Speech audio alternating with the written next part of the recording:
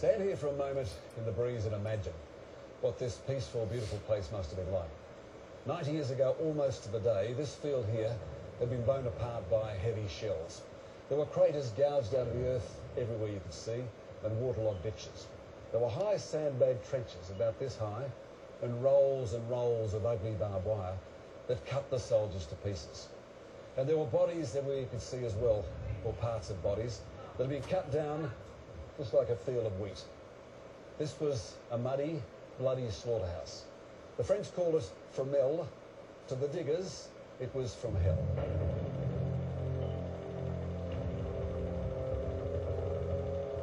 Tac, tac, tac, tac, machine gun, boom, explosions, all the time. The Germans had to stop this attack at all costs. So they were using all the steel they had. And this little area saw mechanical slaughter. Mechanical slaughter. That's right. Bodies, flesh against steel.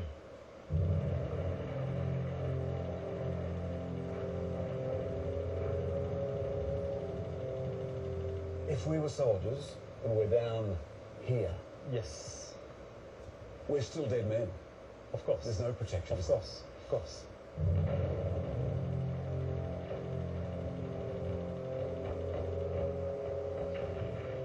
You're a Frenchman. Can you understand why these men came 12,000 miles across the ocean No. to fight for No. your country? No. For myself, it is a mystery, but it is so wonderful. It is the most beautiful Australian mystery. Yes. And just as mysterious is why Fromelle is missing from the history books and from the Australian War memorials, when every other battle is recognised and commemorated.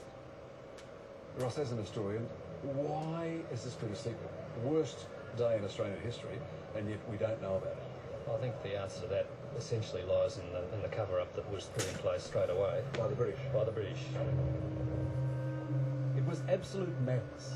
And the truth is, the Australian generals went along with it. The British put out a communique, and General Haking, the commander most culpable in the whole exercise, he said afterwards he even felt that it would do us, it's done the Australians involved a great deal of good.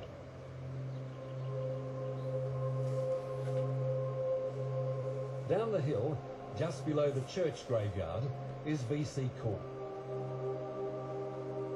It's the only dedicated Australian graveyard in all the Western Front. And alongside it, this magnificent statue. Don't forget me, Cole. It's a tribute to those diggers who went back into no man's land to rescue their mates. Mateship for the Australians was everything. And they want to show to the French as well that they were here to liberate this superb, magnifique country. Here in the cafes and on the cobble streets, there's a lasting Aussie connection. Now remember, the French lost 1.5 million men in the Great War. Yet remarkably, it's a couple of Frenchmen who are keeping the memory alive of the diggers who died here that hot July night in 1916.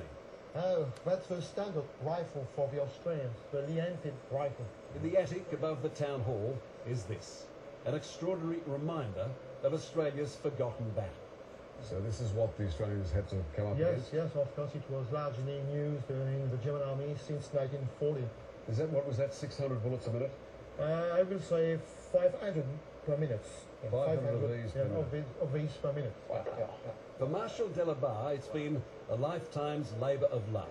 And that one is an explosive pattern of the 18-pounder shell employed by the Australian artillery during the Battle of Fromelle. They used about 75,000 of them during the Battle of Fromelle. Marshall grew up in Fromelle, surrounded by the debris of war. The shrapnel, the shells, and the spirits of the dead. We must not forget these young soldiers, and Fromelle is deeply linked with Australia. I think a strong link forged in the blood a long time ago. Now, incredibly, some of the diggers made it through the first German lines down there beyond that tree. It was a mix of sheer guts and unbelievable luck, surviving the heavy German shells from over there into here and machine guns here and here and here.